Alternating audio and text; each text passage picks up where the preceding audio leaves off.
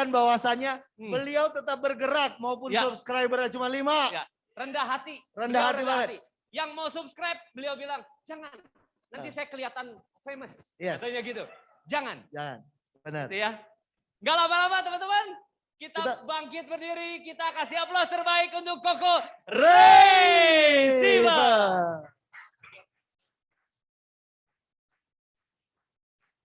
Oke, selamat pagi Legacy. Apa kabar? Oke, ini belum sama ya. Ada yang langsung Legacy, ada yang dahsyat. Memang Legacy dahsyat ya. Tapi yang benar skripnya yang mana kok, Riko? Luar biasa. Dahsyat dulu ya. Oke ya. Kita ulangin dulu ya. Legacy apa kabar? Luar biasa. Dahsyat. Legacy. Great.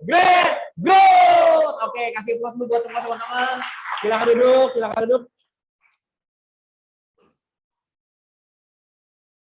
Oke, ya memang hidup ini adalah pilihan teman-teman ya. Hari ini judulnya tentang chance and choice ya.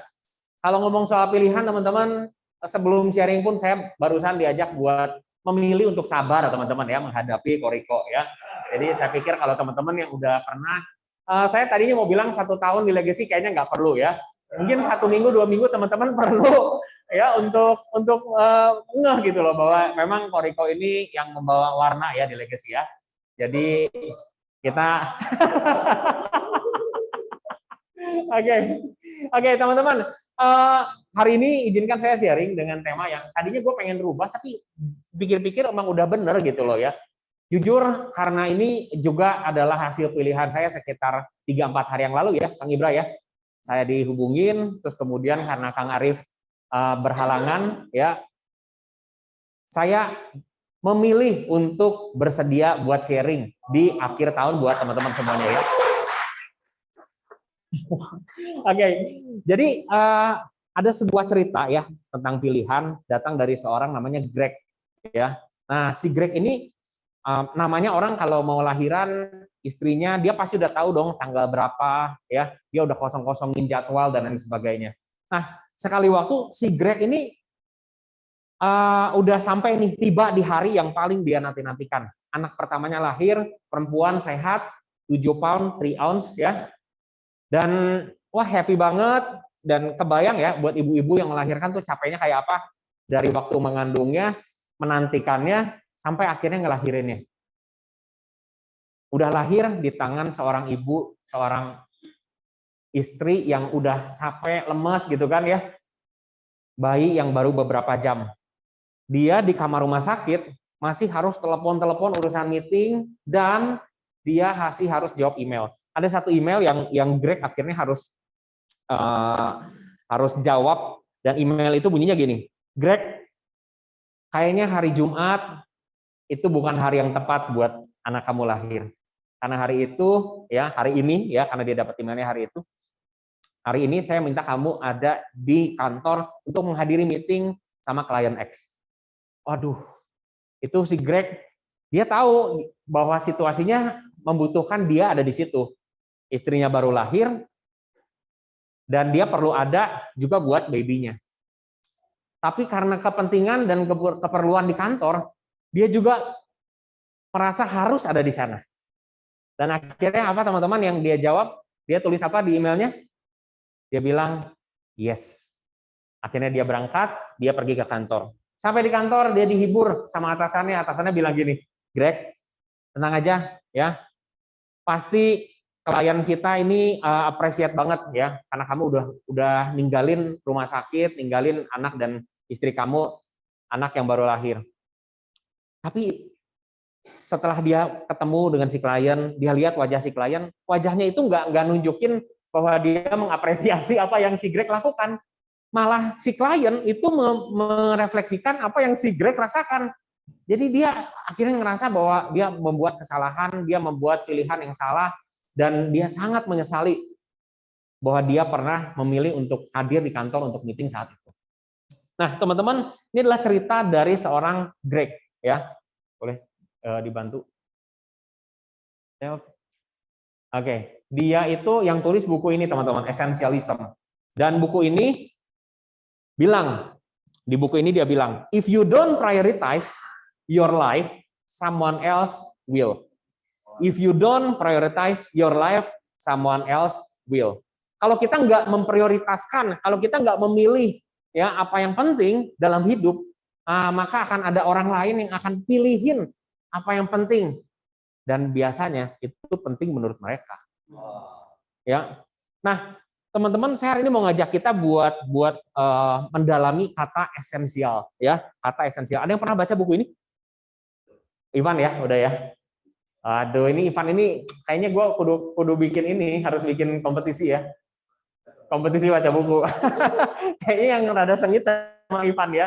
Udah baca ini udah, oke ya. Essentialism. Saya mau share teman-teman ada sebuah kata esensial yang cukup mewakili perjuangan saya sampai akhirnya tahun ini, di akhir tahun ini teman-teman ya, saya akhirnya berhasil menembus angka 900. Aduh.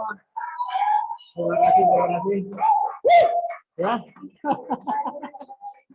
It means teman-teman ya, it means tahun depan saya akhirnya jadi agency director ya. Kenapa saya bilang akhirnya teman-teman? Karena cukup panjang perjalanan dan itu yang saya pengen ceritain. Kenapa saya harus menempuh perjalanan sepanjang itu gitu loh. Saya masuk Prudential 2015 ya, 16 saya baru jalan full time, saya promosi jadi UM, kemudian promosi jadi AAD, zaman dulu UM teman-teman. Terus kemudian 2017 AAD sampai hari ini teman-teman ya, sampai hari ini. Kemana aja gitu ya, ngapain aja, dan ini yang terjadi. Saya mau bagiin supaya teman-teman nggak ngalamin seperti apa yang saya alamin ya. Nah, essentialism ini menurut saya ini satu buku yang mewakili perjalanan saya, dan ternyata cuma ada 3 hal yang kita perlu tahu, kita perlu paham, dan kita perlu lakukan. Teman-teman kenal saya banyak bahas tentang productivity, teman-teman kenal saya banyak bagiin tentang bagaimana mempunyai habit yang produktif. Tapi bahwa productivity tanpa essentialism itu hanya jadi sebuah kesibukan. Ada banyak yang dihasilkan, tapi seringkali yang dihasilkan bukan yang betul-betul diinginkan. Nah, saya mau minta izin dulu ya, buka masker ya teman-teman ya. Supaya suaranya lebih clear. Oke. Nah, jadi ada 3 hal kalau kita bicara soal essentialism. Explore, eliminate, dan execute. 3 hal ini akan kita bahas. Hopefully nggak makan waktu teman-teman terlalu banyak, karena saya tahu di Panas Sprint ini setiap kita sibuk dengan agenda, telepon gitu kan. Oke, 3 hal ini ya, explore, eliminate, dan execute. Kita baca sama-sama. Explore, eliminate, dan execute. Nah, yang pertama teman-teman, sebelum yang pertama. Jadi essentialism itu adalah sebuah mindset. Ya, kalau kita bicara productivity, ada banyak tools, ada banyak cara, ada banyak metode, ada banyak apps ya, aplikasi di handphone kita yang bisa bantu. Tapi essentialism itu lebih banyak di arah mindset. Ya, mindset untuk apa? Melakukan hal yang benar dengan alasan yang benar di waktu yang benar. Ya, saya ulang. Melakukan hal yang benar dengan alasan yang benar di waktu yang tepat. Jangan sampai seperti yang banyak orang dan saya sendiri lakukan, saya sibuk tapi kok akhirnya di kerjaan atau di sebuah bisnis yang lagi saya geluti, kok saya nggak menghasilkan sesuatu yang signifikan. Itu perenungan saya. Dan itu yang terjadi sebelum akhirnya di tahun 2022 ini ada sebuah perubahan. Nah, teman-teman, saya mau ngajak kita buat lihat gambar ini ya, tentang what, why, and when. Ini yang tadi yang teman-teman kita sama-sama bahas tadi ya. Apa yang penting, kenapa itu penting, dan kapan kita perlu lakukan. Ya, apa yang penting, kapan itu menjadi penting, dan kenapa kita perlu melakukannya. Karena kalau kita tahu itu, ya, dan ketiga hal itu bersatu di sebuah arsiran, itu akan ngasih kita sebuah kontribusi yang besar. Dalam artian hari ini teman-teman tahu nggak apa yang penting buat teman-teman? Ya, seringkali kita kayaknya mah tahu, ya, kayaknya tahu sama benar-benar tahu itu beda. Dan waktu kita tahu itu penting, kenapanya itu juga penting, ya.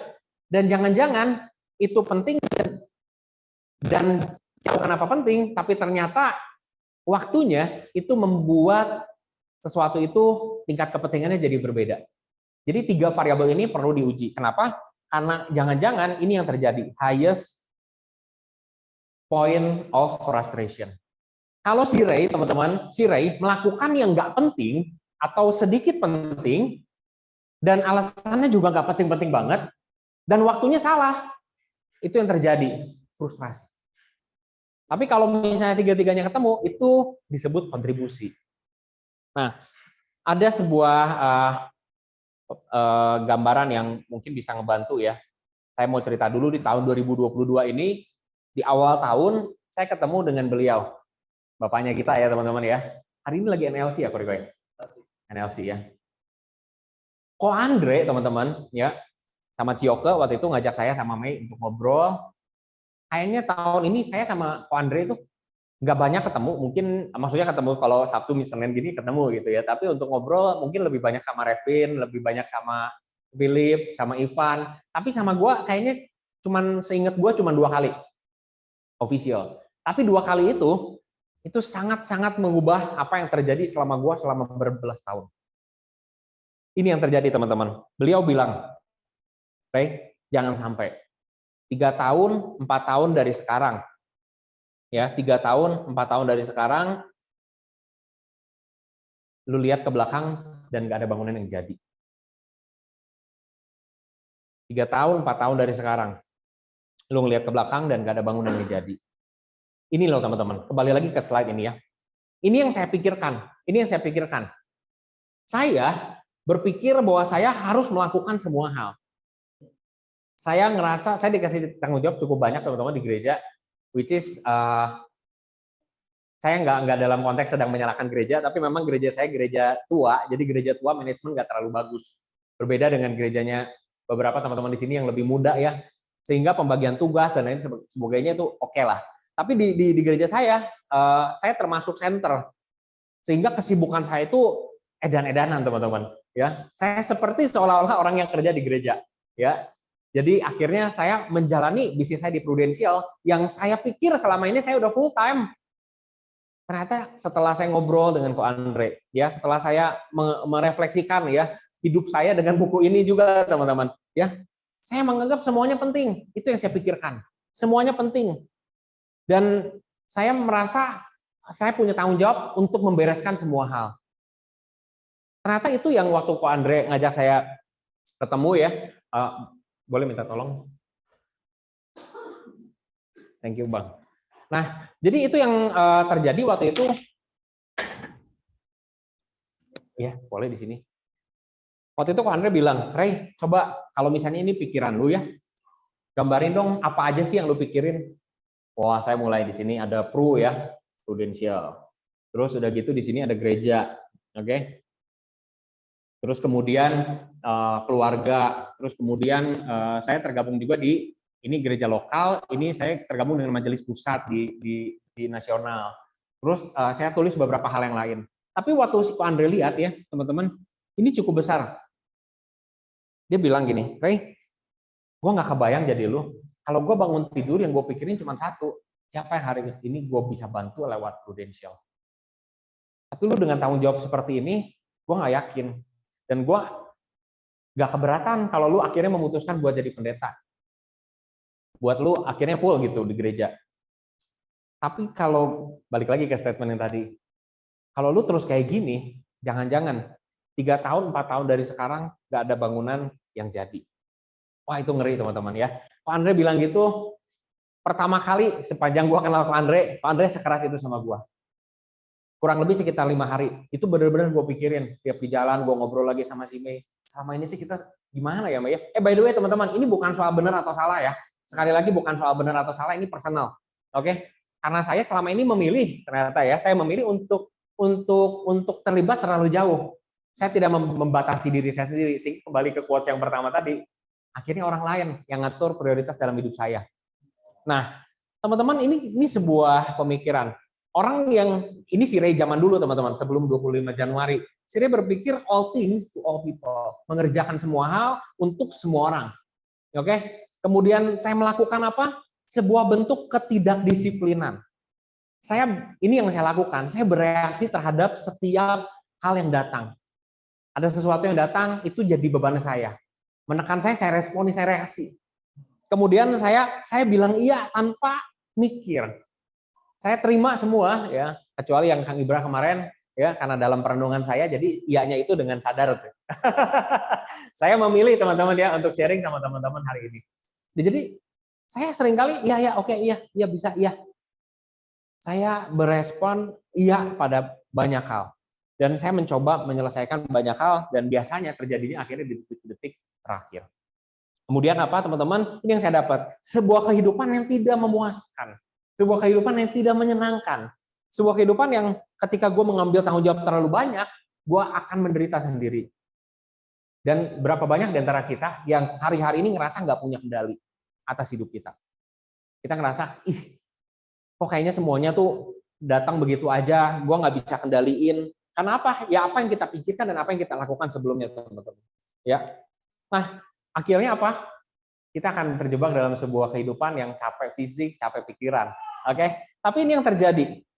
Ya, setelah saya ketemu sama Ko Andre, saya ngobrol. Oke? Less but better. Ya, sedikit tapi bagus gitu loh, teman-teman. Sedikit tapi lebih berkualitas. Oke? Dan Ko Andre bilang, waktu lu bangun sesuatu, Rey, sesungguhnya lu sedang menghancurkan yang lain. Percayalah teman-teman, ya. Ini berlaku even dari waktu lagi zaman gua ngomong tentang habit, James Clear bilang, ya, kita perlu kasih habit yang baru supaya habit yang lamanya itu bisa kita tinggalin. Ini juga berlaku. Waktu teman-teman ada di sini, teman-teman pasti nggak ada di suatu tempat dan mengerjakan hal yang lain. Itu pilihan, ya. Dan ketika gua merenungkan hal ini, teman-teman, kebayang nggak? Dari yang tadinya ya, ini kalau dikasih gambar ya teman-teman ya, ini sumber daya gua ya, sumber daya. Sumber daya ini berarti biasanya berhubungan sama energi, pikiran, fokus kita, uang kita, itu terbatas. Fakta teman-teman ya. Gue pikirin ini, gue pikirin itu. Gue pikirin banyak hal. Gue ambil tanggung jawab, dan gue merasa itu semua bebannya gue. Apa yang terjadi ketika sumber daya yang terbatas, ini hanya bergerak ke satu arah. Saya mau ngajak teman-teman di akhir tahun buat merenungkan hal ini. Karena 25 hari. Artinya, ada satu sumber daya yang udah pasti semakin limited, yaitu waktu. Ya. Less but better. Ketika saya memutuskan, teman-teman, ya, saya menjadi orang yang lebih disiplin mengejar sedikit hal aja, oke? Karena saya tahu sumber dayanya terbatas, teman-teman. Saya perlu betul-betul memilih mana yang benar-benar penting, melakukan yang benar-benar penting, dan saya belajar, teman-teman, which is sampai hari ini, ya, karena nggak mudah, kebiasaan bertahun-tahun, berbelas tahun, terus kemudian diajak buat berubah di tahun ini. Bahkan saya ngerasa kayaknya godaannya lebih besar dibandingin tahun-tahun sebelumnya. Untuk bilang enggak sama semua hal, kecuali hal yang penting. Jadi bedanya kalau dulu saya bilang iya sama semua hal, kalau sekarang saya berusaha untuk bilang enggak sama semua hal, kecuali sama apa yang penting. Itu sebabnya saya perlu menahan diri untuk nggak cepat-cepat ngasih jawaban. Ya. Nah, oke. Kenapa hari ini saya memilih buat sharing dan saya jawab iya sama Kang Ibra dan waktunya cukup cepat ya Kang Ibra. Saya ngejawab cepat ya. Cepat ya, karena itu masuk prioritas saya. Ya, saya udah janji sama satu orang untuk lakukan hal seperti ini dan kesempatannya juga nggak pernah tahu. Mungkin kalau kemarin Kang Arif nggak jadi, Kang Arif jadi, saya mungkin dapat jadwal lagi tahun depan kali ya. Tapi saya percaya nggak ada yang kebetulan teman-teman. Nah, dan ini yang saya dapat ya teman-teman. Saya menjalani sebuah kehidupan yang saya merasa hari-hari saya lebih berarti. Ya, saya memilih dengan lebih berhati-hati supaya saya cuma mengerjakan hal-hal yang besar. Dan saya ngerasa saya lebih memegang kendali, ya. Dan saya ngerasain kepuasan, sukacita di dalam perjalanan itu lebih banyak. Oke, masalah ada. Nanti saya ceritain ya. Nah, jadi teman-teman 3 hal ini, dan saya mau ngajak kita buat betul-betul bagaimana sih Ray menerapkannya secara praktis dalam 25 hari ke depan. Oke, masih semangat buat belajar teman-teman? Oke, bilang kanan kirinya, yuk catat ya, catat. Yang pertama teman-teman, kita perlu explore, kita perlu menemukan apa yang penting, apa yang menjadi prioritasnya kita. By the way, Ini menarik karena 1400-an ya, tahun 1400-an kata prioritas itu sebetulnya dikeluarin, dipublish untuk satu hal, prioritas, priority, bukan priorities. Tapi di tahun 1900-an, orang udah mulai menggunakan kata priority yang tadinya tunggal, itu jadi jamak, priorities. Akhirnya jadi kita kenal hari ini ada prioritas pertama, prioritas kedua, prioritas ketiga. Jadi nggak pada dasarnya nggak begitu teman-teman ya. Nah, prioritas ini benar-benar sesuatu yang penting, sesuatu yang harusnya mengisi agenda teman-teman, mengisi jurnalnya teman-teman, mengisi kalendernya teman-teman. Ya, karena kalau semua kita anggap penting, jangan-jangan apa? Nggak ada yang penting. Ya. Nah, kita hari ini saya kemarin ini sempat ada ya sebuah pemikiran bahwa kadang-kadang ya kita tuh bukan kesulitan menentukan apa yang penting dan nggak penting, tapi kita lebih menemukan sebuah tantangan untuk memutuskan mana yang paling penting di antara yang penting. Ya, kalau yang nggak penting udah jelas, gampang. Saya pernah ngambil keputusannya waktu perjalanan 3 bulan setengah ke belakang untuk uninstall game, itu gampang. Oh ini pasti nggak penting, Tapi ada banyak hal yang saya tahun lalu jadi ketua panitia Natal by the way, dan belum pernah terjadi sebelumnya. Di tahun depannya ditunjuk untuk sekali lagi, belum pernah. Dua periode.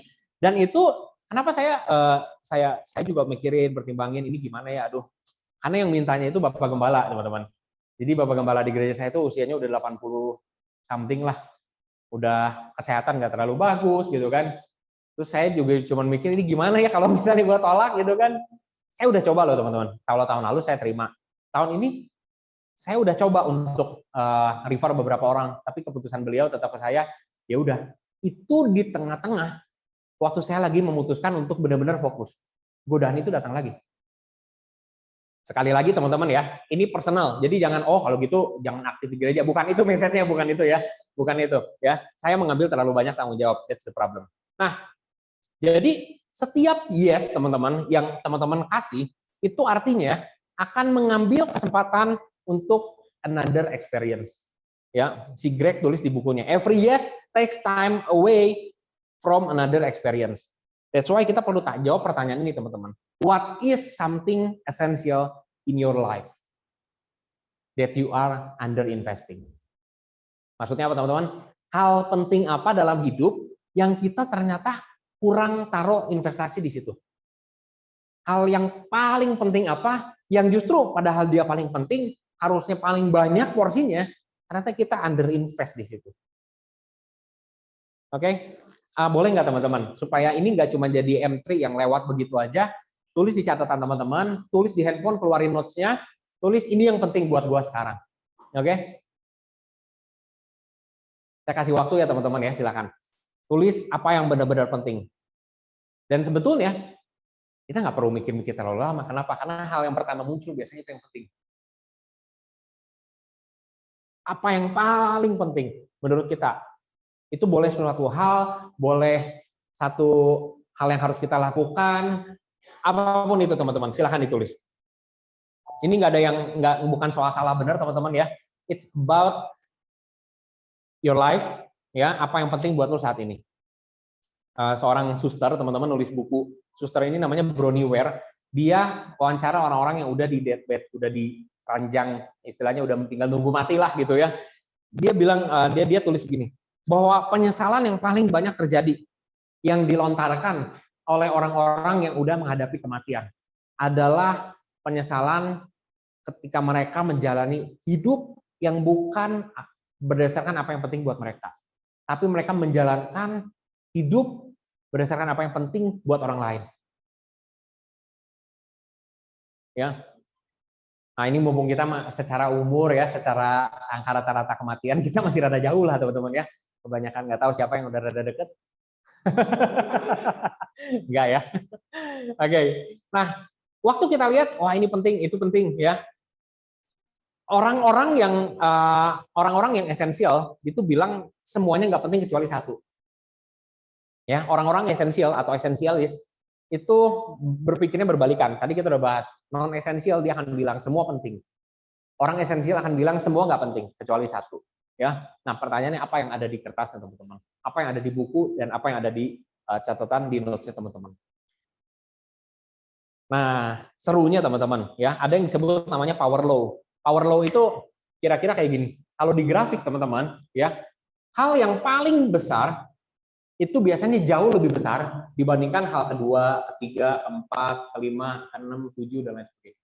Itu jauh. Dan biasanya hal yang paling utama dalam hidup kita itu 3 kali, 5 kali, 10 kali, 20 kali lebih penting dibandingkan hal yang kedua, ketiga, dan keempat. Tapi kita seringkali memikirkan ini semua penting. Dan akhirnya porsinya hidupnya kebagi, teman-teman.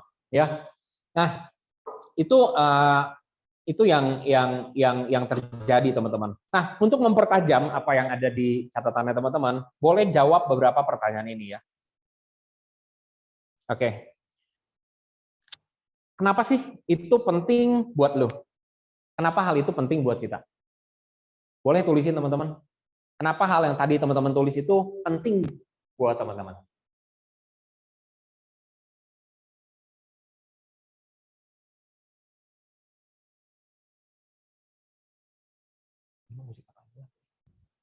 Kenapa hal itu penting buat teman-teman? Kalau udah, teman-teman, kira-kira perubahan apa yang perlu teman-teman lakukan? Ya, which is kalau misalnya itu berkaitan dengan final sprint, ada perubahan apa? Hal yang berbeda apa yang teman-teman perlu lakukan? Oke, karena kita udah tahu nih, kita udah ngelakuin selama sepanjang tahun, dan ternyata hasilnya kurang lebih gambarannya seperti itu. Apa yang berbeda yang teman-teman mau lakukan? Kemudian, berapa banyak waktu yang kita punya, atau berapa banyak waktu yang dibutuhkan untuk melakukan hal tersebut?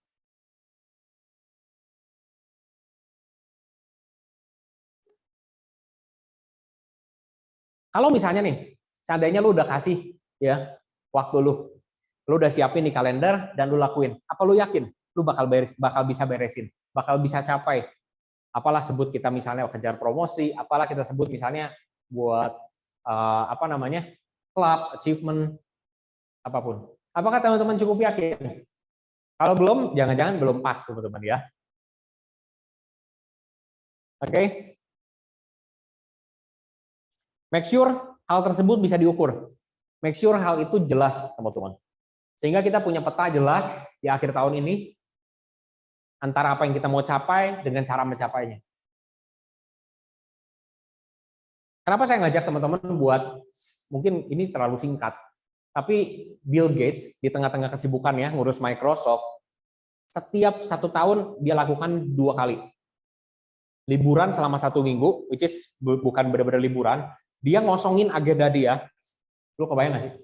Gua aja nih gitu ya, yang kalau secara kata materi, kalau keberhargaan diri kita udah firm ya. Bill Gates sama ya, sama kita sama. Tapi secara kesibukan, kayaknya Bill Gates tuh dicari jauh lebih banyak orang, oke? Kita masih nyari orang, nyari janji gitu kan. Bill Gates dicari orang. Dia ngosongin 6 hari atau 1 minggu di kalendernya itu nggak mudah pasti. Ya. Tapi dia memutuskan untuk setiap 6 bulan melakukan evaluasi. Dia benar-benar no distraction, no digital, nggak ada janji temu, dia benar-benar antara dia dan diri dia sendiri. Dia mengkalibrasi ulang antara apa yang dia sedang kerjakan dengan apa yang menjadi tujuan hidupnya. Apa yang penting buat dia, apa yang sedang terjadi, apa yang perlu dia sebagai pemimpin besar lakukan. Itu Bill Gates. Nah, menurut gue dalam skala yang lebih kecil, which is kalau sekarang 25 hari udah terlalu padat, ya nggak perlu kita ambil waktu 6 hari, teman-teman ya. Even 1 hari pun menurut gua kayaknya nggak perlu ya. Kalau menurut gua teman-teman, tapi kalau itu membantu silakan. Ambil waktulah at least 1 jam ya. 1 jam selama 1 minggu selama 25 hari ke depan. Nggak ada distraction, benar-benar teman-teman fokus ya. Kalau perlu lakukan 2 kali seminggu, gua rasa masih ada lah waktunya. Benar-benar liatin lagi. Karena itu yang terjadi yang gua lakukan selama beberapa bulan kemarin. Ya. Supaya apa teman-teman? Bisa on track sama agendanya teman-teman. Bukan on track sama agendanya orang lain. Cukup gua, teman-teman. Ya. 17, 18, 19, 20, 21. 22. Ya, 5 tahun, 6 tahun jadi AD. Cukup gua, teman-teman ya. Nah, oke. Nah, langkah yang kedua, teman-teman. Oke, Boleh dibantu? Eliminate non-essential. Eliminasi hal-hal yang nggak penting. Hal-hal yang nggak penting. Non-essential termasuk less essential. Ya, termasuk yang kurang penting. Yang nggak terlalu penting. Ya, karena apa? Selalu ada hal yang lebih penting. Hukumnya ini teman-teman. Anything less essential is a candidate for elimination. Kalau misalnya hari ini teman-teman punya rak baju di rumah, punya lemari baju, ada ya? Oke. Ada. Saya cukup yakin teman-teman, saya cukup yakin ya, karena faktanya inilah kehidupan. Bahwa lebih dari 50% isi baju lemari kita itu nggak kita pakai. Kloset baju kita yang setiap hari muter, si Mei juga bilang gitu, lu kenapa sih kalau udah ada baju itu pakainya itu terus gitu kan? ya buat gue sih sekarang setelah belajar tentang minimalisme, gue nggak terintimidasi. Ya mau dibilang pakai baju itu lagi emang kenapa gitu kan? Yang penting nggak bau aja gitu. Ya kalau bau emang masalah. Nah jadi akhirnya kita tuh sebenarnya ada hal-hal atau baju-baju yang memang kita nggak suka. Tapi kita simpen karena kita pikir satu kali mungkin gue akan pakai. Tapi satu kali itu nggak pernah terjadi.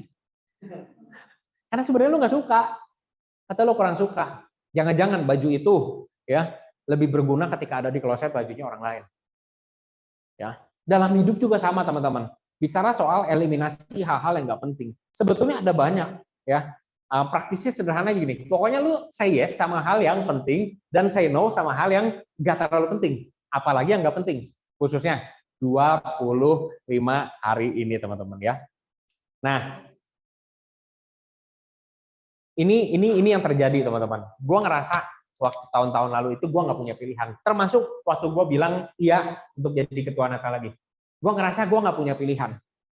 Gue ngerasa gila. Masa sih gue harus melukai hati seorang gembala, pemimpin gereja yang istilahnya udah paling topnya gitu kan? Yang gue sendiri sangat respect sama beliau. Masa sih? Sebetulnya gue bukan nggak punya pilihan. Gue punya pilihan. Tapi akhirnya gue memilih buat saya iya. Gue buat pilih yes. Nah, jadi sebenarnya hari ini gue mikirin lagi ya, partner-partner gue, beberapa teman-teman mungkin yang pernah tukar pikiran sama gue, yang ngerasa, gue harus jaga toko, Ray. Gue nggak ada pilihan. Ray, gue harus jaga anak. Gue nggak punya pilihan. Bahwa sebetulnya lu punya pilihan. Tapi lu memilih untuk jaga toko. Lu memilih untuk jaga anak. Ya. Ketika lu mau memilih, teman-teman, ketika lu mengizinkan diri lu keluar dari pemikiran non-esensialis, maka lu akan ketemu dengan yang namanya negosiasi.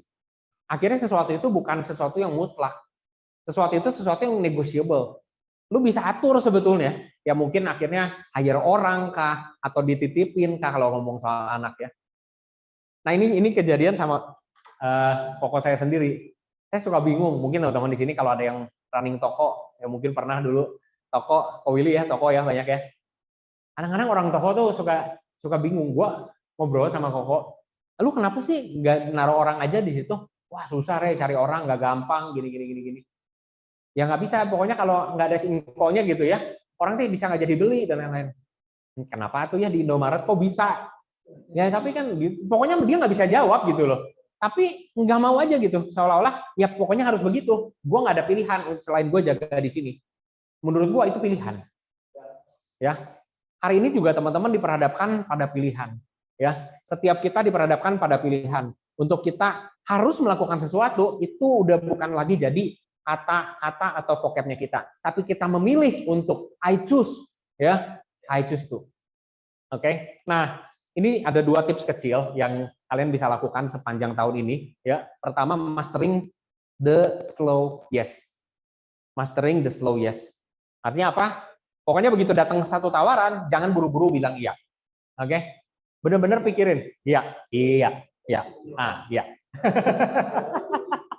Kalau gitu harus bilang enggak ya. Kita ulang. Jadi kalau ada sesuatu yang penting, ya, kita benar-benar perlu pikirin. Ya, apakah kita harus bilang iya atau enggak? Karena jangan-jangan ada yang lebih penting loh. Jangan-jangan apa yang teman-teman mau kejar di akhir tahun ini lebih penting loh, ya. Nah, kalau ada tawaran teman-teman, is okay buat bilang enggak, tapi ya lebih bagus, jauh lebih bagus ketika lo kasih solusi buat orang itu. Misalnya, Ray, gua tanggal berapa ini? Tanggal 11 ini diundang untuk hadir, dan ya menurut gua ngeliat waktunya masih bisa lah, ini masih bisa ya. Tapi kalau gua nggak bisa, ya kemarin gua udah mikirin, karena lagi nyiapin bahan ini, masa sih nggak mikir, bener nggak? Gue mikirin, kalau misalnya gua nggak, kira-kira siapa yang bisa gua refer ya? Gua akan bilang ada orang nih yang rasanya menurut gue ini jauh lebih tepat buat menghadiri acara lu misalnya, atau sesuai sama kebutuhan lu, itu bisa kita sampaikan ya, dan itu sangat sopan sekali teman-teman ya. Itu mastering the slow yes ya. Akan ada banyak masalah terjadi ketika kita terlalu cepat untuk bilang iya. Nah, yang kedua itu learning to uncommit. Belajar untuk uncommit. Uncommit ini artinya lu udah commit sama sesuatu, terus kemudian lu uncommit. Maksudnya gimana, Rey? Kalau misalnya nih kita pernah janji sesuatu untuk melakukan sesuatu, ya, bukan artinya kita tinggalin dan kita tidak lakukan. Nah, itu mah tidak berkomitmen, itu mah orangnya lepas tanggung jawab. Bukan seperti itu. Uncommit maksudnya apa? Kita udah pernah bilang iya, tapi kita kasih tahu, kita jelasin keadaannya berbeda. Dan saya minta maaf, saya memilih untuk melakukan hal ini, melakukan suatu hal yang lebih penting. Itu uncommit teman-teman ya.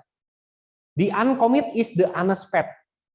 Jalur yang paling jujur untuk kita mengeliminasi komitmen sebelumnya ya. Jadi bukan artinya ditinggalin terus nggak ada kabar, terus hilang teman-teman ya, tapi kita ngomong sama orang yang kita udah komit. Kenapa? Karena kita tahu ada yang lebih penting. Wah, gimana tuh kalau gue udah ngelakuin ini udah terlalu lama. Nah, ini biasanya dalam diskusi suka muncul teman-teman. Tapi gue udah invest gila-gilaan. Misalnya, let's say kita ngomongin bisnis lah. Gue udah, ya hampir lah, lebih dari 50% aset gue ada di situ, Ray. Banyak banget pebisnis yang akhirnya nggak berani buat nge-cut, ya, atau ninggalin bisnisnya. Karena dia udah keluarin waktu terlalu lama, dia udah keluarin modal terlalu besar, sehingga dia nggak bisa ngelihat ada hal yang lebih penting. Ada sebuah terms, istilahnya namanya sunk cost bias. Sunk cost bias. Sesuatu yang udah tenggelam, lu udah masuk, dan ketika lu kasih lebih banyak lagi sama hal itu, lu akan semakin sayang buat ninggalinnya. Sunk cost bias. Tapi itu bias, teman-teman. Ya. Hitungnya perlu fair. Dari sekarang sampai ke depan seperti apa. Kalau lu jalanin, let's say di Prudential, ya, kalau dulu gua nggak ninggalin bisnis gua di properti, teman-teman. Ya hari ini mungkin gua akan ada di industri properti, by the way, dengan semua hal baik dan konsekuensinya. Pasti itu. Bisa aja ketika 4 tahun gue ada di properti, gue bilang gini, gila gue sayang, gue udah branding, udah orang teh taunya gue teh si Ray Property, iya kan? Ray White ya, waktu itu belum white, ya. Iya kan, bener nggak? Bisa aja gitu loh, gue mikir sayang loh, gue udah branding lama di properti. Tapi perlu fair, ya. Ambil waktu, pikirin mana yang sebenarnya kalau lu jalanin terus ke depan sana itu jauh lebih menguntungkan. Nah, jadi jangan mikir sayang, ini biasanya terjadi di unit link ya. Jangan lupain ya, nanti kita bahas sejam lagi di situ. Nah, jadi hitung-hitungan itu dari timeline sekarang ke depannya seperti apa? Oh, ESCC boleh lah. Ya, gue suka ngomong nih ESCC sama PCB atau CCB 61 sama PCB. Atau misalnya ya beberapa produk unit link yang orangnya mikirnya buat jangka panjang ya, terus kemudian berbandingkan sama pewarisan ya. Nah itu biasanya suka muncul istilah-istilah kayak gini, aduh lebar euy.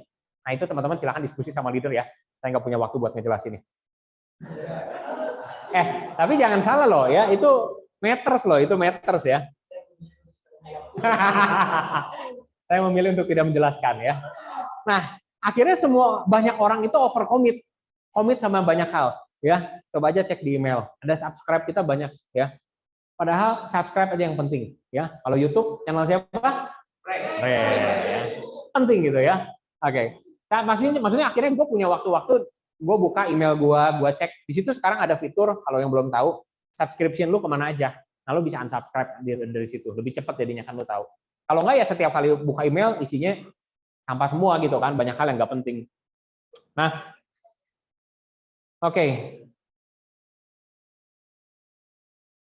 Dengan lu bisa melakukan, mengeliminasi less essential. Menurut gua nih teman-teman ya, menurut gua, kita ada di Prudensial ngapain sih? Kita kan cari duit, bener nggak sih teman-teman ya? Being real kita cari duit gitu loh. Bersyukurnya kita nyari duit, ya memang kerjaan kita itu sejalan, kita bantu orang. Dan itu kerasa banget lah gitu ya. Hari ini bokap gue sendiri juga lagi ada di rumah sakit, dan gue sendiri selama 2 tahun ini, gue keluar buat biaya rumah sakit lebih dari 100 juta. Gue, Raylin kemarin demam berdarah, terus sekarang bokap gue. Jadi itu benar-benar ngebantu teman-teman. Percayalah, itu udah nggak bisa dipungkiri, nggak bisa dibantah maksudnya. Tapi kalau misalnya hari ini ya, banyak orang bilang, ini nanti gue kasih exclusion di belakang, kalau lu jalanin Prudensial, terus sekarang lu ngerasa edan sibuk banget dan sebagainya, jangan-jangan cara ngejalaninnya yang belum pas loh, yang belum bener tuh. Karena kalau gue ketemu agent yang produktif banget, dia punya tuh waktu sama keluarga, ada loh, ya. Ini kalau misalnya gue di Prudensial jadi nggak ada waktu sama keluarga, mungkin lu lagi ada di masa transisi ya mungkin. Exceptional buat bulan ini, 25 hari ke depan, ya. Gue minta izin juga sama Raylin, sama si Roli, gue nggak ajak ngobrol, dia belum ngerti juga. Tapi ngerti sih ya sebenarnya ya. Iya benar ya. Nah ini gue seperti yang Cisiam kemarin ini bilang sama gue di bulan Agustus. Ya lu kasih tahu, kasih pengertian sama anak-anak. Minta waktu. Daripada lu ngulang lagi tahun depan katanya. Aduh teman-teman, percayalah berapapun selisih yang hari ini teman-teman punya dari angka di Proofforce sampai ke promosi, itu bisa banget teman-teman, bisa banget ya. Jadi yuk kasih waktu lebih banyak teman-teman untuk hal-hal yang esensi ya. Kalau esensi lu kerjain, lu sendiri performance bakal naik, stres turun teman-teman ya. Oke, yang ketiga teman-teman. Jadi essentialism itu is about getting your life back teman-teman. Ketika lu menerapkan essentialism ini dalam hidup lu tuh seperti balik lagi. Ya, lu punya waktu, lu punya kendali ya. Oke. Berharap beres dari sini lu banyak discuss lah sama leader, sama pasangan. Yuk kita tata ulang, yuk kita rapiin lagi, kita beresin lagi yuk. Mungkin ada terlalu banyak hal-hal yang sebenarnya udah nggak terlalu perlu, harusnya nggak ada, tapi masih ada dan kita bisa beresin. Nah, yang ketiga, execute a personal system. Nah, saya nggak akan terlalu banyak di sini teman-teman. Saya maksudnya secara konsep dan teori teman-teman semua udah paham ya. Banyak buku-buku yang bisa bantu teman-teman lebih jauh. Tapi di sini bicara soal rutinitas, bicara soal habit, bicara soal sistem yang teman-teman perlu bangun sehingga ngejalaninnya itu jauh lebih mudah. Bukan mudah teman-teman ya, tapi maksudnya gini loh, semudah mungkin ya. Belum tentu udah lo buat semudah mungkin juga belum tentu mudah ya. Tapi buat semudah mungkin. Nah,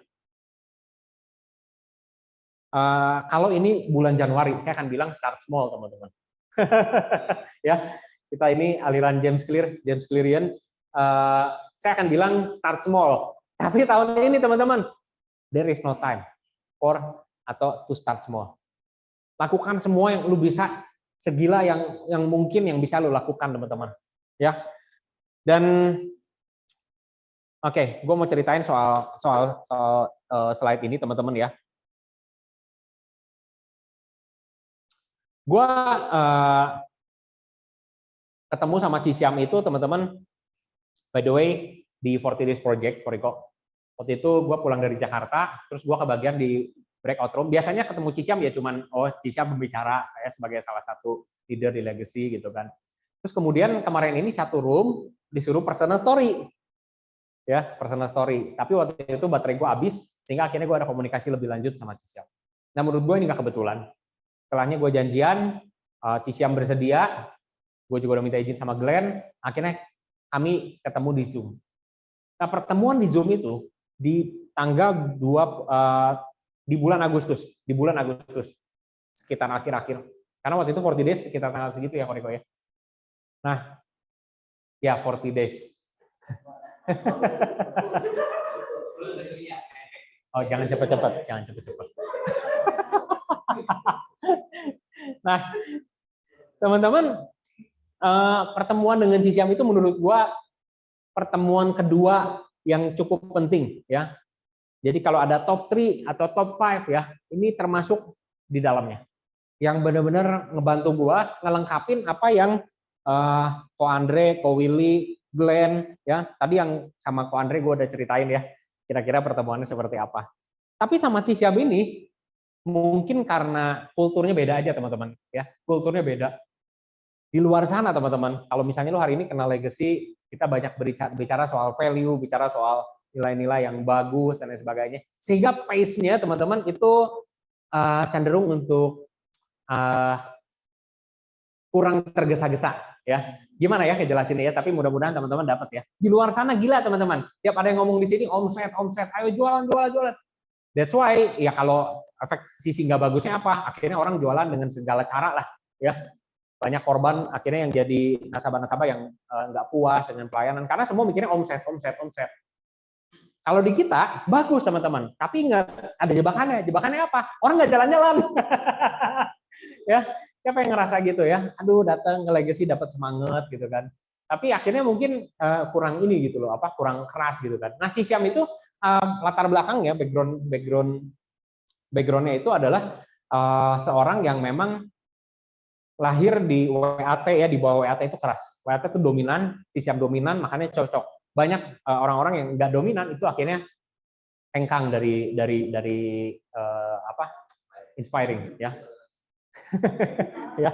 Nah, jadi teman-teman, akhirnya ini yang terjadi teman-teman. Saya mulai dengan pertemuan Cisiam bilang gini, Ray, kalau lu lagi nggak maksimal, lu lagi ambil waktunya Raylin dan Rolly. Kalau lu nggak maksimal, lu lagi ambil waktunya mereka. Ya, by the way, kita sama-sama tahu Cisiam itu sayang banget sama Joanna, ya. Jadi kurang lebih drive-nya sama lah, kurang lebih keluarga mirip sama gua. That's why waktu dia ngomong ini ke gua kena banget. Iya juga ya, gila. Kalau gue nggak maksimal, pertama gue ngambil waktu dia sekarang, karena harusnya mungkin gue bisa memilih untuk ada dan hadir, kasih nilai-nilai, mendidik dia dan lain sebagainya. Tapi gue nggak ada nih, karena gue ada di Prudensial. Tapi di Prudensial nih gue nggak maksimal, itu jahat banget gue. Ya, gue melakukan 2 kejahatan sekaligus. Jadi akhirnya gue diajak buat memilih teman-teman ya. Dan waktu itu yang kedua adalah arti kerja keras. Ini harus distandarisasi ulang buat gua. Karena gua pikir teman-teman, gua tuh udah cukup kerja. Tidak, gua ngerasa kayaknya ya gua udah ngerjain gitu loh. Apalagi tahun ini, kayaknya gua kerja lebih menurut gua ya teman-teman ya, menurut gua kayaknya kerja lebih gila gitu loh dibandingin tahun lalu dan tahun-tahun sebelumnya. Nggak tahu kalau dibandingin teman-teman ya, karena pertandingan kita kan masing-masing. Nah, tapi kenapa ya Ci ya? Setengah tahun pertama itu by the way gue bergelut dengan ProVenture, gue belajar tentang ProVenture, gue ngerjain ProVenture. Hasil belum terlalu bagus waktu itu, masih jarak sekitar setengah jalan lah ke promosi teman-teman ya. Udah di bulan Agustus waktu itu. Duh gimana ya Ci ya. Nah waktu itu dia bilang gini, udah Rey, ini sekarang udah tinggal 4,5 bulan. Udah nggak usah banyak mikir, lu kerja keras aja. Dari tadi lu bilang kerja keras Ci. Emang kerja keras tuh kayak gimana sih yang harus gua kerjain? Cisiam bilang, sehari lu ketemu 5 orang. Dan di situ gua nangis teman-teman. Di situ gua nangis. Gue pikir selama ini gue udah kerja gitu loh. Gue pikir gue udah benar-benar kerja. Tapi ternyata standarnya beda. Yang disebut kerja dan benar-benar karena gue pengen. Kan lu bilang lu tadi pengen kan? Iya gue pengen. Kalau lu benar-benar pengen ya lu kerjain. Sehari ketemu 5. Waduh, gila itu teman-teman. Akhirnya gue mulai itu. Kalau gue lagi bicara, kalau gue lagi ngepost sesuatu di Instagram, itu pasti gue lagi ngerasain sesuatu.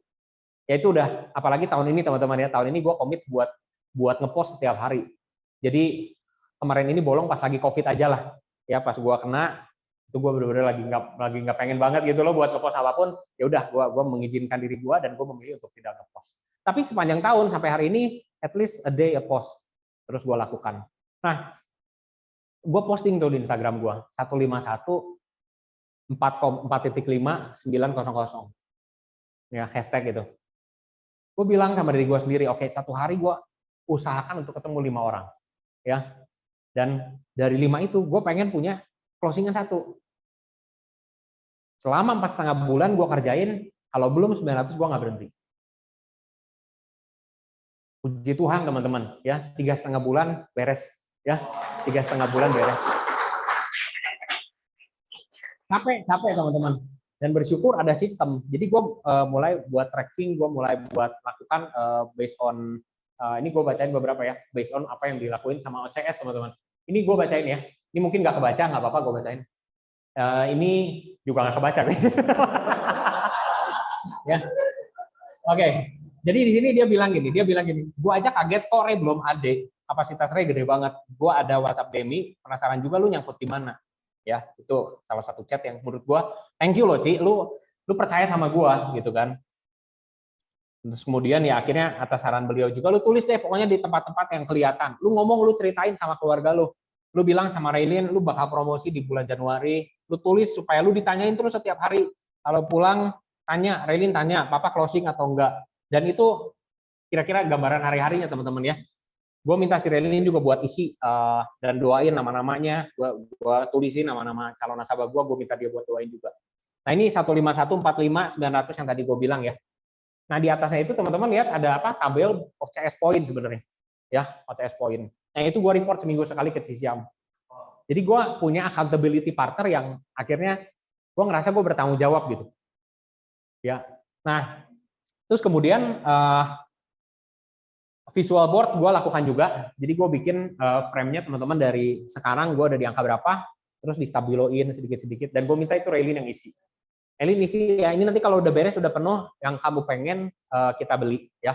Kita udah pergi waktu itu ke IKEA, dia pengen bunk bed waktu itu ya. Saya nggak tahu apa dia berubah atau enggak. Tapi itu yang waktu itu dia benar-benar pengenin. Terus kemudian, wah Ci, ini minggu ini baru kerasa kerja, gue bilang poin kekumpul 38.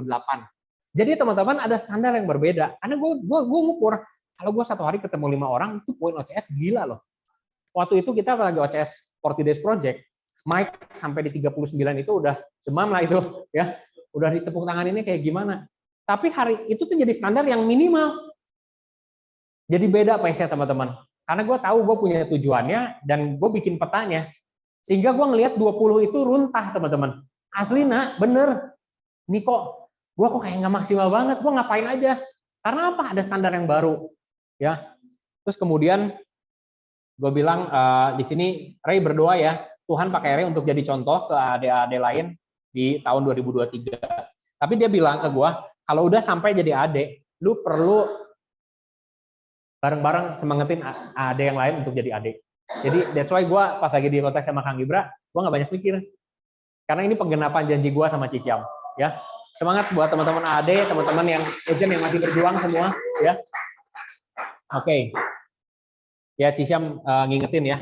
Jadi kita juga di sini berjuang, gue bersyukur gitu loh, kita ada di negara yang beragama. Artinya apa? Setiap kita meyakini ada satu kekuatan yang jauh lebih besar mengatasi segala sesuatu. Even angka-angka yang teman-teman tulis, teman-teman mungkin punya list nama, kayak nggak make sense, nggak nyampe gitu loh. Tapi kita punya satu kekuatan yang kepadanya kita bisa depend, kita bisa bergantung. So, Cisiam ngingetin kalau Tuhan ada di pihak kita, siapa yang bisa lawan? Ya, kita hanya sedang mengembangkan potensi kita aja melalui pekerjaan kita yang menolong dan membangun orang. Next, di sini kalau gue udah closing, Cisiam bilangnya begini, jangan happy dulu ya, karena tujuan belum capek. Yuk, kayu terus sepedanya. Ya, Ci, belum boleh berhenti. Tuh, dia juga ceritain proses dia, progres dia. Nah, terus kemudian di sini di slide ini thank you Ci, belum gua apa-apain, thank you-nya gua terima. Oke. Jadi Cisiam itu setiap kali ini gua bilang thank you-nya nanti ya gua terima di panggung promosi ya. Kalau lu udah beres. Terus kemudian Cisiam ini enggak sekali teman-teman, gue cuma ambil beberapa contoh aja. Jam 11 itu baru pulang, baru kelar prospek. Saya juga Ci, sama gelapnya, tapi saya mah udah di kamar. Malu teman-teman saya. Ya, malu banget. Karena apa? Ya Cisiam yang hari ini sebenarnya nggak ada masalah sama sekali dengan income, ya. Timnya juga udah besar, tapi masih nyontohin bahwa dia juga punya hati buat bantu orang, even sampai malam. Next, tuh kalau malam tuh ya udah jam 10, jam 11, Ray report, edan. Guys, setiap kita pasti beda-beda ya. Maksudnya kalau dites kecerdasan perilaku, intim, dominan dan sebagainya. Gua tuh intim dominan. Gua butuh orang yang bisa ngedorong gua karena somehow gitu ya di pekerjaan gua menilai gua kurang keras sama diri gua sendiri. Jadi kayaknya gua terlalu intim kalau buat kerja gitu kan. Nah, gue tuh butuh ada orang yang bisa dorong-dorong kayak gini, teman-teman. Jadi waktu diginiin, belum report, ya gua report dulu. Gua dari kasur gua bangun lagi, gue buka laptop lagi, gue kerjain lagi, gue bikin, gue kirim. Ya, belum report kayak gitu. Itu kurang lebih ya teman-teman ya. Gimana Cisiam ngingetin. Terus kemudian ini grup yang kita bikin bareng sama Mei. Adik Januari 2023 jalan satu arah. Oke, jadi Cisiam udah pokoknya no turning back ya, jalan satu arah. Nah, ya gue juga ngerasa ngapain aja gue selama ini ya. Oke, terus kemudian kurang lebih ini timeline dan juga production-nya ya teman-teman ya. Setelah Agustus itu ketemu Cisiam teman-teman, gue juga nggak tahu ini datang dari mana API. Karena dikerjain, tapi ada aja tuh setiap bulannya. Ya, lebih ada standar yang baru. Semuanya balik lagi ke OCS point teman-teman. Itu sejalan, itu beriringan lah. Oke. Ini Desember belum beres, mudah-mudahan masih grafiknya begini ya teman-teman ya. Kita berjuang bareng-bareng. Jadi akhirnya bisa promosi dan menurut gua karena nggak ada foto Ngkong leader yang agak jarang difoto, jadi nggak apa-apa ya. Tapi Ko Willy itu supportnya bentuknya berbeda teman-teman. Oke, saya, Glenn, mungkin Ivan ya, timnya timnya Ko Willy di Kompa ya. Kita di Kompa sama Ko Willy itu dengan cara yang berbeda. Oke, Cisiam dengan caranya, Ko Andre dengan caranya. Tapi Ko Willy ada, si Cing ada, pendekatannya berbeda. Dan mungkin bukan hari ini saya ceritain, tapi saya tahu waktu saya lagi butuh strategi, saya butuh pendampingan yang lebih real, saya harus ke siapa. Saya tahu waktu saya lagi stuck, saya kontaknya Glenn.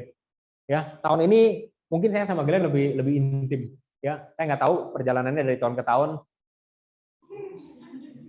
Nanti mungkin di meeting leader saya akan sharing ya, apa yang berbeda antara saya dengan Glenn tahun ini. Beda banget.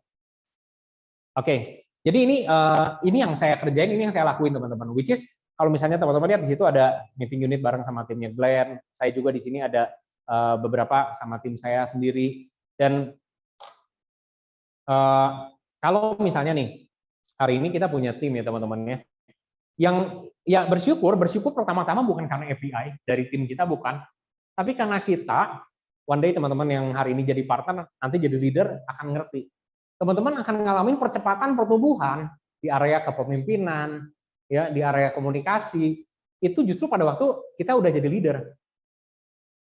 Waktu di nggak tahu nih Faisilia ada atau nggak di partisipan? Ada ya. Gue bilang sama Cisiam, Ci, gue tuh ada 2 tim.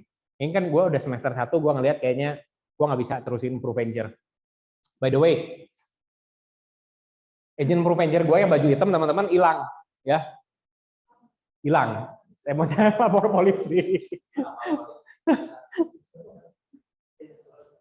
Surat keterangan hilang. Nah, jadi agent gue itu 4 bulan ternyata ya gue sampai hari ini karena nggak ada kabar menganggap mengikuti jejak jalur beberapa rekan-rekan Provenger yang lain. Ya singkat cerita mungkin nanti Kodiki bisa lebih banyak cerita, tapi gue sama Kodiki ngelihat ada sistem di Provenger yang mungkin kalau ketemu orang yang benar ini Provenger bagus banget. Tapi kalau ketemu orang yang ngaco ya ini Provenger celahnya besar banget. Nah, orang bisa dapetin allowance dan lain sebagainya. Nah, singkat cerita, agent gua ini akhirnya lab satu persatu orangnya di telepon udah nggak ada teman-teman. Ya, orangnya di telepon udah nggak bisa. Dan dari Provenger, kalau lu pikir perjalanan gua mulus teman-teman, dari Provenger itu gua ada sekitar 70 juta yang lapse. Jadi nggak mudah memang. Terus belum lagi ada nasabah gua sendiri yang dicumi-cumi sama brand lain. Itu juga sekitar 30 jutaan. Labs juga jatuhnya. Persistensi kan terancam gue, bener nggak? Tapi ya dijalanin aja, dikerjain gitu loh. Dikerjain. Nah, sampai akhirnya ya gue punya tim, dan gue bilang sama Cisiam, Ci, ini kayaknya agent baru gue atau partner baru gue datang di waktu yang kurang tepat. Gue ngerasa gitu. Aduh, ini gue mau ngegas sendiri gitu kan. Gue mau ngegas sendiri, gue mau jualan sendiri, gila-gilaan. Tapi Cisiam ngingetin bagus, Ray, menurut lu nggak tepat. Menurut Tuhan ini waktu terbaik. Mereka ada di timnya lu. Wah, ya benar sih teman-teman. Gua ngerasa ya nanti mungkin gua akan lebih banyak cerita karena ini konteksnya di leader ya teman-teman ya. Ada banyak hal yang gua bersyukur adanya mereka. Bukan sekali lagi pertama-tama bukan karena API, Karena ada agent baru gue yang belum menghasilkan API, gue tetap syukurin, gue tetap doain, bahkan yang ada malah minus gitu teman-teman ya, hilang gitu kan. Gue udah ngitung nih, oke ini Pro Venture gue nih sampai segini, kurang lebih November segini, Desember segini, tahunnya hilang loh, bener-bener hilang ya. Jadi itu cukup seru lah perjalanan akhir tahun gue. Nah, terus kemudian, nah ini teman-teman ya, kalau ngomongin soal sistem itu ada sistem yang lu bisa create sendiri. Oke, Ray, gue nggak punya mentor, Ray, gue nggak punya ini. Mentor masih bisa dicari, teman-teman. At least lu punya leader, ya. Lu bisa minta ke leader lu kalau lu pengen butuh tambahan, ya, seperti gue sama Cisyam, ya kan, itu bisa dilakukan. Pasti leader lu bakal bantu, ya. Ini beberapa buku yang gue baca di tahun ini, dan 4 yang di atas ini semuanya productivity. Ngomongin hal yang sama. Cari tahu dulu apa yang penting. Gue sampai udah rada enak sebenarnya. Tapi kadang-kadang ya teman-teman ya, baca buku itu bukan soal tahu hal yang baru, lu diingetin juga. Dan kalau lu lakukan setiap pagi, itu membuat lu seperti seolah-olah lu datang ke empowering session setiap hari. Ya, jadi dapetin semangatnya. Oke. Terus kemudian ini beberapa buku yang lain juga yang gue baca. Dan hari ini juga gue lagi baca buku tentang leadership. Nah, itu teman-teman bisa baca ya. Nah, gue akan tutup dengan sebuah cerita, teman-teman. Mungkin sebagian kita udah pernah dengar ada penelitian tentang anjing yang dikurung di sebuah kerangkeng begitu ya. Nah, anjingnya itu ada 3 kondisi ya, teman-teman bisa lihat sini. Di kotak yang di sebelah sini, anjingnya itu ditaruh di sebuah kotak. Ini di bawahnya ini nanti dikasih strum. Dan kalau si anjing neken tombol di sini, maka strumnya berhenti. Ya. Anjing yang kedua, dia dikasih strum, tapi dia nggak punya kemampuan buat memberhentikan si listrik. Oke? Nah, anjing yang ketiga, ini nggak disetrum sama sekali. Nah, waktu mereka ditempatin di sebuah box yang lain, boxnya box yang sama ya, ini 1, 2, 3 boxnya sama. Boxnya sama-sama, kalau ada strum di sini, dia bisa loncat ke sini. Perhatikan, anjing yang punya kemampuan untuk memilih, dia akan loncat. Kan dia tahu kalau ada masalah, gue bisa kerjain dan apa yang gue kerjain itu akan mengubah situasi. That's why dia cari cara. Di sini mah nggak kena ada strum ternyata. Anjing yang ketiga sama. Dia sebelumnya nggak pernah ada masalah. Begitu ada masalah, dia akan mencoba. Tapi anjing yang kedua, karena dia terbiasa bahwa kalau ada masalah, ya gue mah korban lah.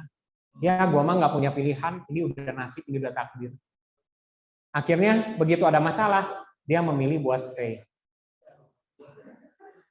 Ya, jadi hari ini teman-teman ya, saya mau ngajak setiap kita ya untuk merubah vocabnya kita. Bahwa teman-teman itu bukan harus promosi loh. Bukan harus achieve. Tapi teman-teman dengan sadar memilih karena tahu ada apa di balik itu. Oke, ada hal yang penting. Dan itu ada di tulisan dan di catatan teman-teman sendiri. Ganti I choose to. Bilang sama-sama I choose to. Oke. Kenapa penting sih untuk kita memilih, teman-teman? Karena kalau kita melatih kemampuan kita untuk memilih, ya, kalau kita nggak latih, teman-teman, kita mungkin lupa bahwa kita punya skill buat memilih. Kita sebetulnya yang tadi pembelajaran dari penelitian tentang anjing tadi ya. Kalau kita lupa bahwa kita punya kemampuan ini, teman-teman, sebetulnya kita sedang memutuskan untuk menjadi orang yang nggak bisa ditolong. Ya, karena kita aja nggak bisa nolong orang yang nggak mau dirinya ditolong. Apalagi orang itu. Kalau dia lupa bahwa sebetulnya dia punya satu kekuatan, ya, satu kekuatan yang internal ada di dalam diri setiap kita, built-in, yang Tuhan kasih, yaitu kemampuan untuk memilih. Ya, kemampuan untuk memilih. Jadi kemampuan memilih itu, teman-teman,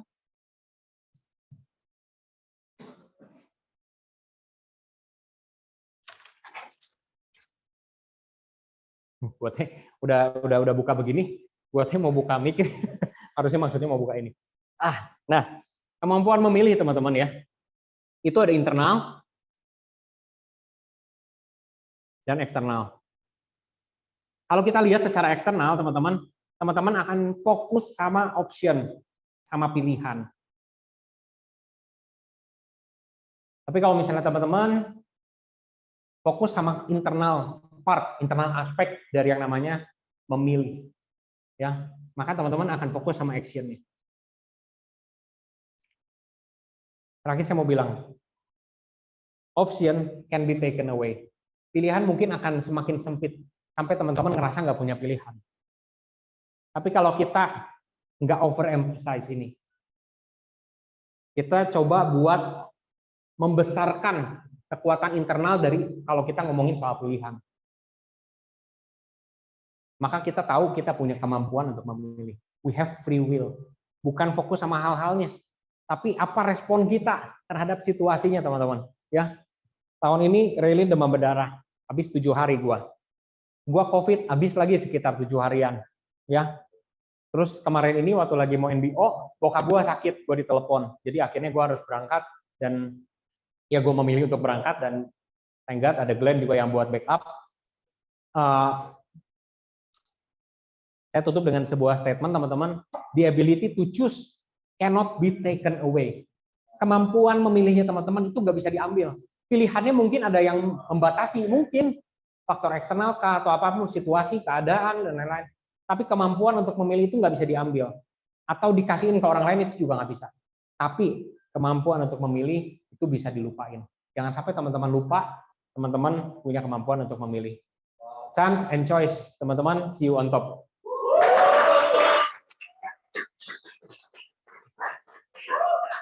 Sekali ngobrol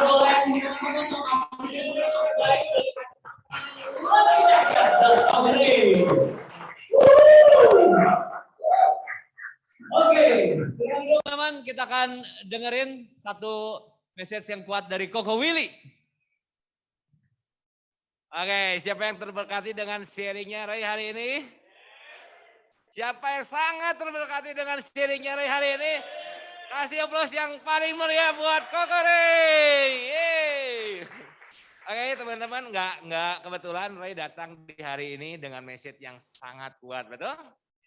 Kalau teman-teman tadi aware, produksinya Ray setelah bulan Juli itu melonjak, betul?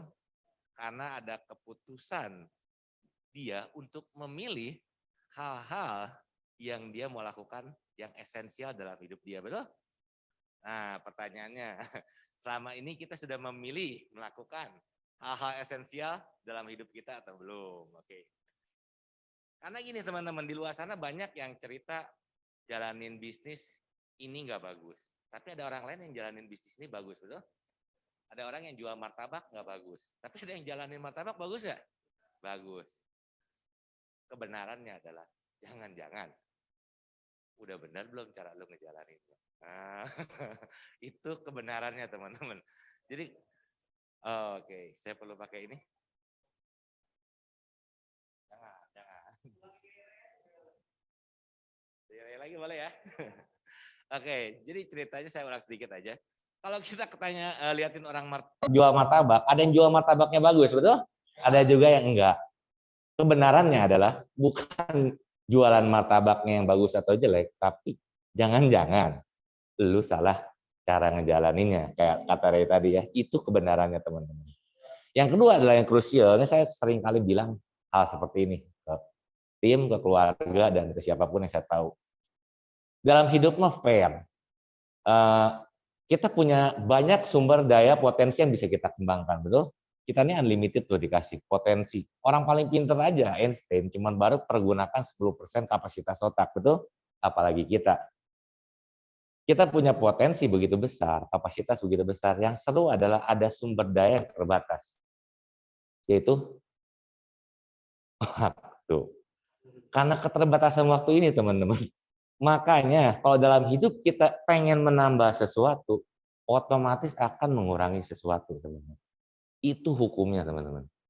Kalau Anda mau lebih dekat dengan keluarga, maka akan ada yang dikurangi. Kalau Anda mau bisnis Anda bagus, maka akan ada yang dikurangi. Entah itu spiritual Anda, entah itu keluarga Anda, entah itu pendidikan kita, entah itu relasi kita, entah itu bisnis kita. Saya akan beri suatu kenyataan yang pahit yang pernah saya bilang sih ke tim saya. Teman-teman, kalau kita di sini belajar 6 hal dalam kehidupan, betul? Apa 6 aspek kehidupan ini? Spiritual, family, financial, health, mandiri, satu lagi sosial. Pengennya semua bulatan yang lurus, betul? Yang bulat, sorry. Kita pengen bulatan yang bulat. Bulat sempurna kayak Kapten Amerika. Saya dulu waktu ikut kelas Coach Jeffrey, saya nulis bulatan saya ternyata penyon-penyon, teman-teman, betul? Rahasianya adalah nggak pernah bulat sempurna. Hal tersebut nggak pernah bulat sempurna. Ketika saya ambil waktu berapa tahun yang lalu, saya pernah dalam sebulan saya memutuskan saya pengen kejar start club sebulan. Maka yang ada adalah bisnisnya ditinggiin, hubungan keluarga menurun, kesehatan menurun, otomatis karena waktu saya kesedot ke sana semua dan saya tahu hal itu krusial. Kenapa? Karena bisnisnya lagi saya pengen naikkan. It's fine ketika saya menambah sesuatu, maka saya akan mengurangi sesuatu. So, teman-teman, 26 hari ini. 26 hari terakhir. Apa yang teman-teman pilih dalam hari-hari teman-teman? Apa yang teman-teman pilih untuk kerjakan di 26 hari di terakhir di tahun ini? So, itu aja saya pengen remind dari Ray yang luar biasa. Tetap ada semangat teman-teman? Ada yang semangat buat kejar adik? Ada? Ada? Nggak ada nih, kita pulang nih, nggak usah ketemu lagi nih. Ada ya teman-teman, Ray udah buktiin bahwa itu bisa ketika teman-teman pilih lakukan hal yang benar. Lakukan hal yang membawa teman-teman ke arah hal yang penting dalam hidup teman-teman. Maka Tuhan beserta teman-teman. Kalau teman-teman memang lagi jalannya ke sana. Kalau teman-teman nggak jalannya ke sana, siapa yang nemenin? Oke? Yes, saya tahu Ray itu bukan berhenti sampai di sini, walaupun AD, karena saya tahu Ray pernah ngomongnya mau kemana Ray? Oke. Teman-teman, ini Willy saya perubahan. Memang nggak saya catat, tapi saya kepikir ini memang penting juga buat disampaikan. Saya sungguh ini mah beneran teman-teman ya. Saya tuh udah rencana Kowil, Mandaran, mau rehat gitu teman-teman. Aduh capek pisan, sungguh. Pangandaran gitu ya. Aduh gitu kan ya. Terus udah gitu kan gempa. Tapi masih pikir yang lain. Apapun lah pokoknya mah rehat dulu gitu ya. Terus akhirnya hari Sabtu kan kemarin ada 3 kejadian. Yang pertama si Kak Iri nanya tuh pagi-pagi. Jadi sekarang lu ngejar apa Rey? Aduh beres, aduh ampun. Ntar ya Kak Irin ya, Senin ya gue kabarin, kata gue kan gitu ya, Senin gue kabarin. Gue mau pikir dulu lah weekend ini. Terus udah gitu datang ketemu si Ko Victor kan. Ko Victor sharingnya gitu lagi kan. Kapan sih di sini ya? Aduh nggak semangat gitu kan. One more, wah udah segala lah atlet apa semua keluar. Gila ini memang bener kayaknya. Memang belum waktunya gitu loh buat berhenti. Ini persoalannya bukan soal achieve atau nggak achieve-nya gitu loh. Tapi masalahnya habit ketika gue merasa puas diri itu kan bahaya gitu loh. Ya padahal masih ada kesempatannya. Terus akhirnya kita telepon juga sama Cisiam. Gila lu mah keterlaluan kalau lu berhenti mah katanya. Oh iya udah kalau gitu udah. 3 kan kalau 3 ini udah sempurna nih berarti ya. Udah bulat tekad. Akhirnya saya juga masih mau ngejar Star Cup masih kurang 150 teman-teman. Yes, ya, semangat. Yes. Thank you, Ray. Thank you. So, teman-teman, Tuhan akan berada, teman-teman yang berjalan ke arah ke sana, betul? Kalau teman-temannya lagi nggak jalan ke sana, gimana Tuhan mau ngasih? Ray nggak berhenti di titik ini, teman-teman. Ray tetap pilih yang mau dilakukan karena esensial. Kenapa perlu ke New York, Ray? Ada apa di New York? Sebenarnya Kalau personal saya dari awal tahun itu sebenarnya saya pengen perbaikan income pengen lebih baik lah gitu, pengen lebih baik lagi. Jadi salah satunya waktu itu saya memang pengen punya achievement lah selain promosi. Tapi kan dalam perjalanan ternyata wah berbeda dengan harapan gitu kan. Akhirnya udah gue mengerucutkan tuh dari tengah tahun gue cuma pengen promosi. Ditanya ngejar startup nggak? Enggak, gue nggak ngejar. Kenapa stres kok? Karena saya harus bantu agent juga kan, bantu partner. Jadi waktu ditanya, saya selalu bilang saya cuma pengen promosi, Makanya waktu kemarin udah achieve, saya kepikir buat berhenti. Oh. Tapi setelah dievaluasi lagi kan, sebentar. Saya tuh punya kebutuhan. Saya pengen di sini tuh naikin income. Oh. Dan kalau saya misalnya bisa beresin New York kan, good thing kok. Oh, that's good. Income saya naik. Income naik ya. Bukan New Yorknya tapi ada income-nya ada kebahagiaan buat keluarga. Benar kok. Buat Relin, buat Ya. Rory bisa jadi pangandaran buat Benar keluarga. banget. Itu yang Ray kejar. Kasih Thank aplaus you. dong buat Ray.